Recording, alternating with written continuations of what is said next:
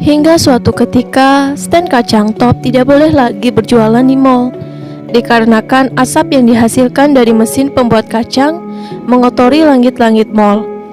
Dari situ, Top berinisiatif untuk mengecat atap mall tersebut. Hingga tiba saat malam hari, terlihat Top yang masih mengecat atap mall dan ditemani oleh ibunya. Saat waktu mall akan ditutup, Top meminta penjaga di sana agar ditambahkan waktunya, dan Top menyogok penjaga itu. Namun penjaga itu menolak dan meminta ibunya Top untuk mengajarkan makna kejujuran dan tanggung jawab. Top menjadi kesal karena pekerjaannya tidak terselesaikan. Ditambah lagi ibunya meminta Top untuk membuat paspor, dikarenakan mereka bangkrut dan akan pindah memulai hidup baru di Cina. Top menolak ikut bersama ayah dan ibunya. Top percaya bahwa bisnisnya akan berhasil sehingga dapat mengembalikan keadaan seperti semula. Di pagi hari, Top tetap melanjutkan mengecat atap mall walaupun Top sudah tidak bisa berjualan lagi di tempat itu. Tapi Top tetap berusaha. Namun apalah daya, bisnis kacang khas Thailand Top pun gagal. Hari demi hari Top jalani dengan kesedihan karena rumah disita dan bisnis yang gagal. Hingga suatu ketika Top bertemu dengan kekasihnya Lin. Top melihat sebuah peluang bisnis ketika Lin membawa oleh-oleh rumput laut dari provinsi Rayong. Top memutuskan untuk berbisnis rumput laut. Pada awalnya, Top membeli rumput laut mentah dan menggorengnya sendiri dengan bantuan pamannya. Tetapi rasa rumput laut tersebut pahit, mudah basi, dan hanya bertahan beberapa hari. Top juga sudah berusaha bertanya ke orang-orang, akan tetapi mereka tidak tahu cara bagaimana mengolah rumput laut. Namun Top tidak kehabisan akal. Hingga suatu ketika Top memberanikan diri untuk pergi ke sebuah universitas untuk bertemu dengan Fakultas Ilmu dan Teknologi Pangan.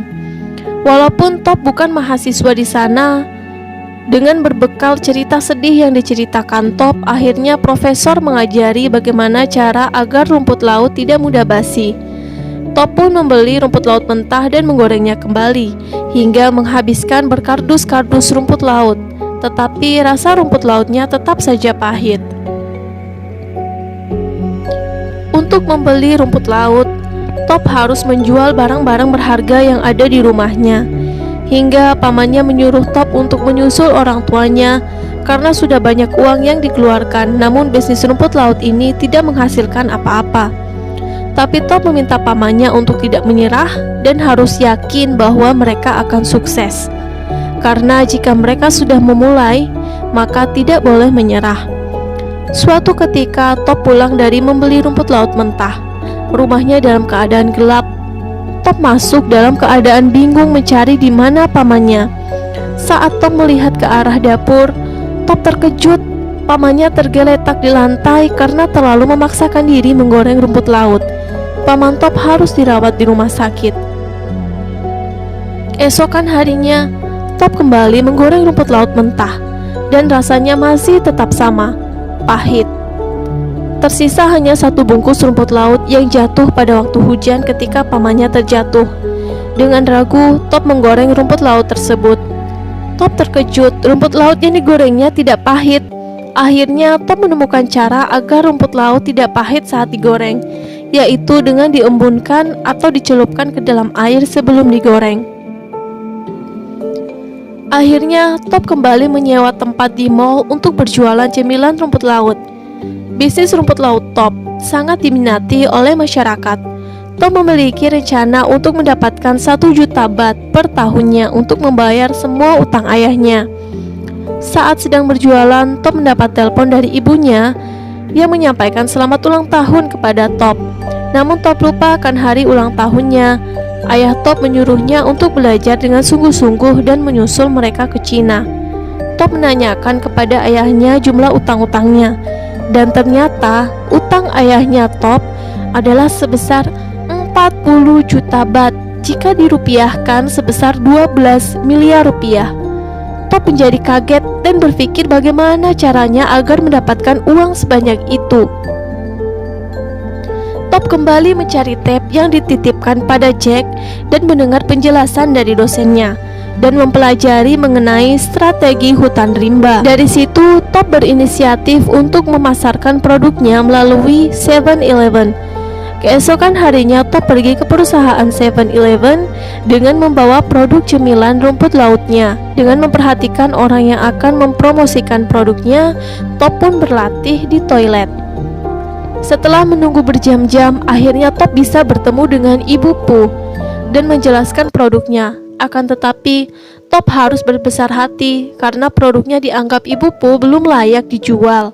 Hal ini disebabkan karena kemasan yang digunakan Top terlalu besar dan harga rumput laut yang akan dijual Top terlalu mahal, serta Top yang tidak tepat dalam memahami strategi hutan rimba. Suatu ketika, Lin datang mengunjungi Top di rumahnya dan membaca surat penyitaan yang tertempel di pagar rumah Top. Di sini Lin menanyakan mengapa Top tidak menceritakan yang sebenarnya. Menurut Lin, semua permasalahan bisa dirundingkan secara bersama. Namun Top khawatir akan mengecewakan Lin. Lin menyuruh Top untuk mengikuti keinginan ayah dan ibunya, yaitu belajar dengan baik dan berkuliah. Top pun menjadi kesal dan menganggap Lin sama seperti ayah dan ibunya yang tidak mengerti apa yang menjadi keinginan Top. Dan Top menganggap Lin malu memiliki kekasih yang tidak kuliah. Top yang kesal pun mengusir Lin pergi dari rumahnya. Keesokan harinya, Top mendatangi suatu tempat yang khusus mendesain kemasan sebuah produk, sehingga jadilah kemasan produk cemilan rumput laut Top dan diberi nama Tao Kai Noi. Dan Top langsung mendatangi 7-Eleven untuk menunjukkan produknya dengan kemasan yang baru. Lagi dan lagi, kesabaran Top diuji ketika harus menunggu Ibu Pooh yang jadwal rapatnya begitu padat.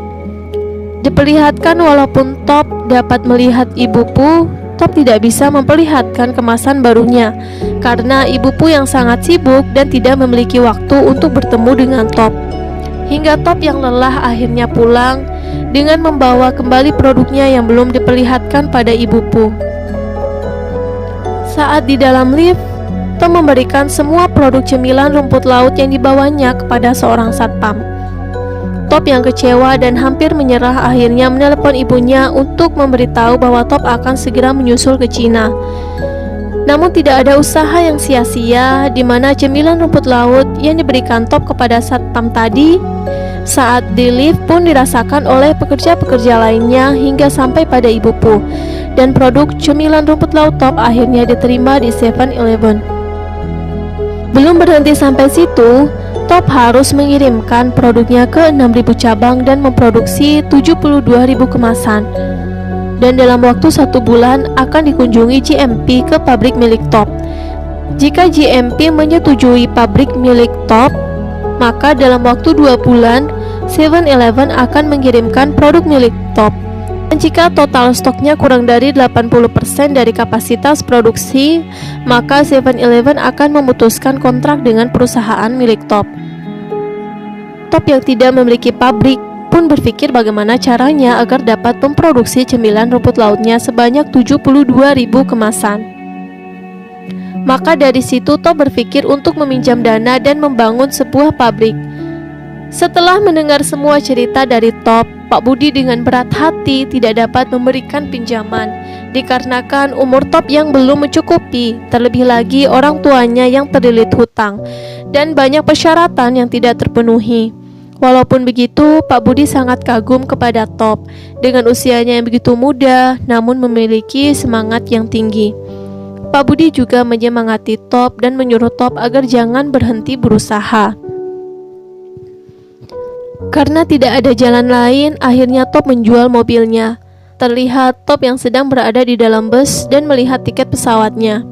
Top yang sudah membuat paspor berencana menyusul orang tuanya ke Cina. Namun sebelum itu, Top mendatangi sebuah tempat penjualan jimat untuk mengambil kembali jimat yang pernah dia gadaikan dengan harga 100.000 baht. Namun penjualnya tidak ingin mengembalikan jimatnya dan beranggapan Top sudah menjualnya kepada dia. Dan jika Top ingin mengambilnya, maka Top harus membayar 3 juta baht. Top pun menjadi kesal dan menarik jimatnya dari si penjual dengan berteriak, "Kembalikan jimat ayah saya!" Hingga Top diancam akan ditembak jika tidak pergi dari tempat itu. Tak habis akal, Top mengajak pamannya ke ruko milik ayahnya yang sedang dalam proses penyitaan. Top ingin menggunakan ruko itu untuk dijadikan pabrik usahanya. Dengan biaya yang terbatas, Top berusaha memenuhi kebutuhan pabriknya. Terlihat Top yang sedang membawa 2 kardus produk cemilannya, dan tak sengaja Top melihat Lin yang sekarang sudah bersama kekasihnya. Scene pun berpindah dengan memperlihatkan Top yang sedang mencurahkan isi hatinya pada pamannya, sambil memandang tempat yang akan dijadikan pabrik. Top menanyakan pada pamannya apakah dia akan gagal lagi, dan berpikir bahwa terkadang dia merasa terlalu berani dalam berpikir dan bertindak. Lalu pamannya berkata dengan menyemangati, "Justru itu yang bagus. Jika tidak seperti itu, Top tidak akan bisa sampai sejauh ini." Kemudian mereka kembali membersihkan ruko itu, mulai dari mengecat, membeli peralatan pabrik, menyiapkan barang-barang yang dibutuhkan. Dan Top memberi nama pabriknya dengan sebutan Tao Kainoi.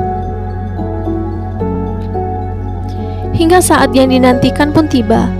GMP dan 7-Eleven mendatangi pabrik Top untuk diinspeksi dan mulai menilai apakah pabrik Top layak atau tidak.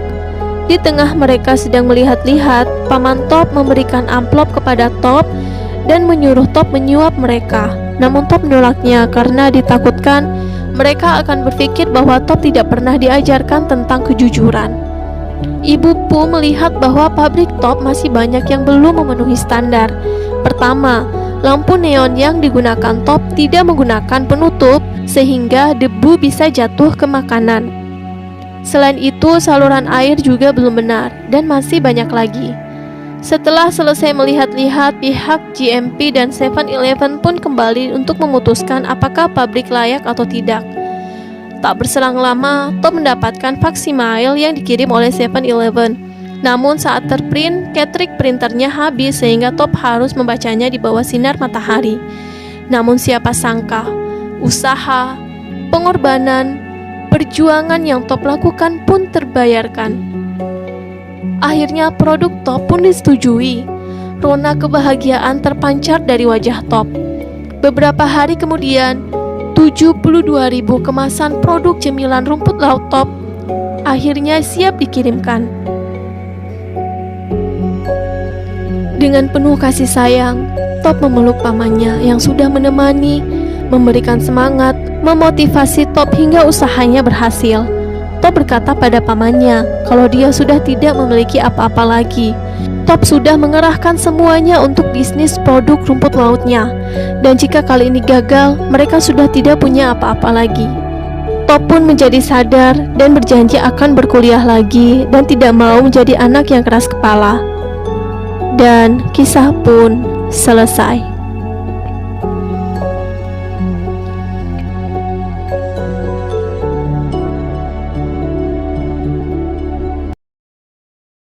Bagaimana perasaan teman-teman setelah menonton ini? Apakah teman-teman semua menjadi termotivasi? Dan di akhir cerita diperlihatkan Top menjadi pengusaha yang sukses loh. Pada tahun 2010, penghasilan per tahun mencapai 1.500 juta baht atau sekitar 450 miliar rupiah. Kemudian Top mempunyai 2.500 karyawan dan mengirimkan produknya ke 6.000 cabang 7-Eleven dan mengekspornya ke 27 negara di dunia hingga dapat mempunyai perkebunan rumput laut di Korea Selatan. Nah, dalam film Top Secret The Billionaire terdapat jiwa seorang wirausaha yang digambarkan sosok Top Itipan. Beberapa di antaranya berani memulai, berani mengambil resiko, jujur dan bertanggung jawab, membaca peluang, cerdas, kerja keras, pantang menyerah, dan tidak mudah putus asa. Motivasi yang kita dapatkan dari Top adalah jangan patah semangat walau apapun yang terjadi. Jika kita menyerah, maka habislah sudah. Pesan motivasinya, bila kita berpikir kita akan kaya, maka kita akan kaya. Bila kita berpikir kita sukses, maka kita akan sukses. Cara berpikir yang baik akan memberikan kekuatan. Jadilah pribadi yang selalu berpikir positif dan optimis. Sekian dari Ruby V, semoga pesan motivasi ini dapat bermanfaat untuk kita semua.